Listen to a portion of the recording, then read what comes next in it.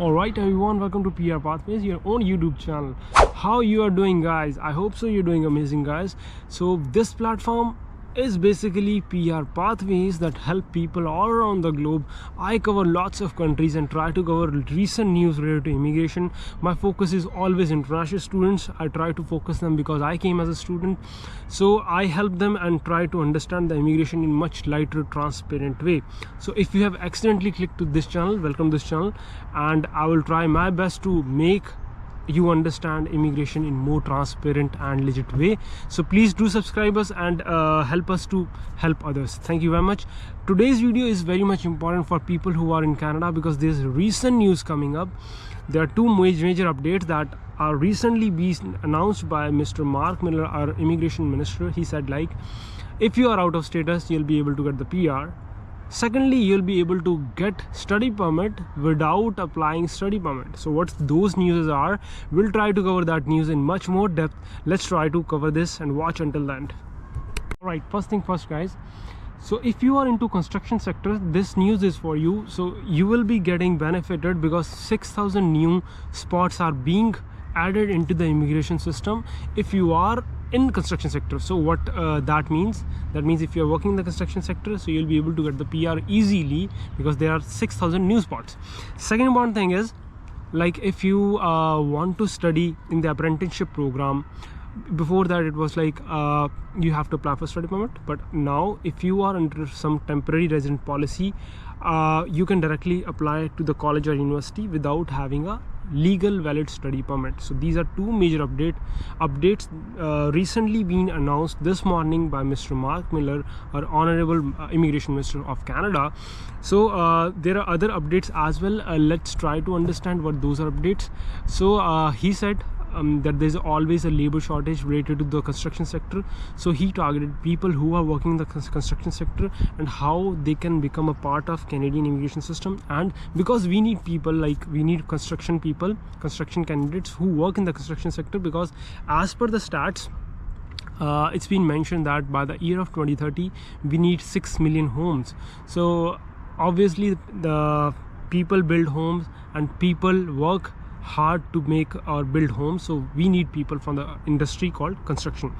This was the major update coming from today's news.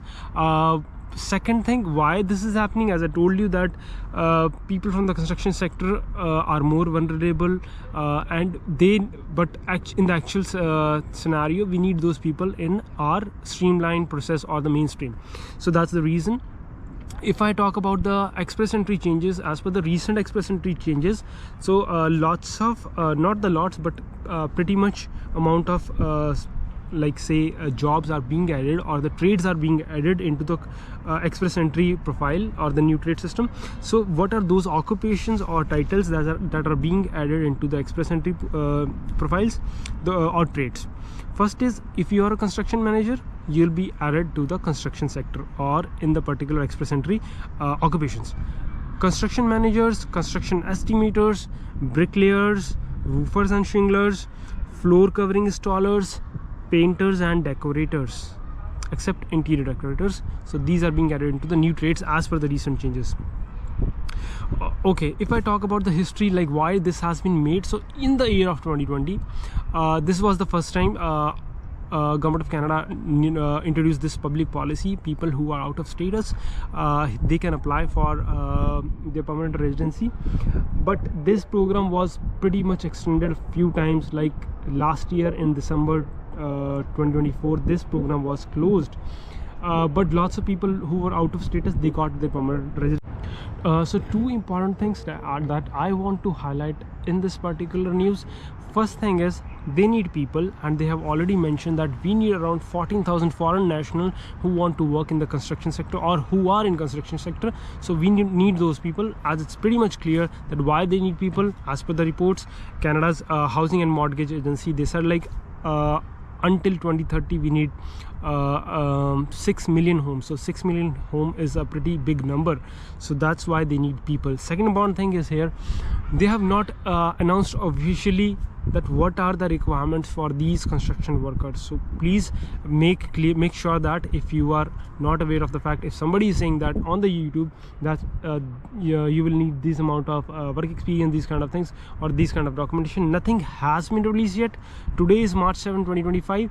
We'll still wait and try to cover this video in the later days, that what's the actual requirement and what are the actual criterias. One thing more, so as per the news, they are requiring, or they are making an advisory council. What that advisory council means, so especially for the construction sector people, they are making advisory council and they asked to meet them next week. So advisory council for the construction sector consists of representatives from the government, from the unions and industry employers, and people who are into this sector from a quite longer period. So they need the council because they want to understand how many people they need, what are the current scenarios, is there any wage problem, is there any gap in between the management and requirement of the people, and how many people they are already like a permanent residency working in the construction sector.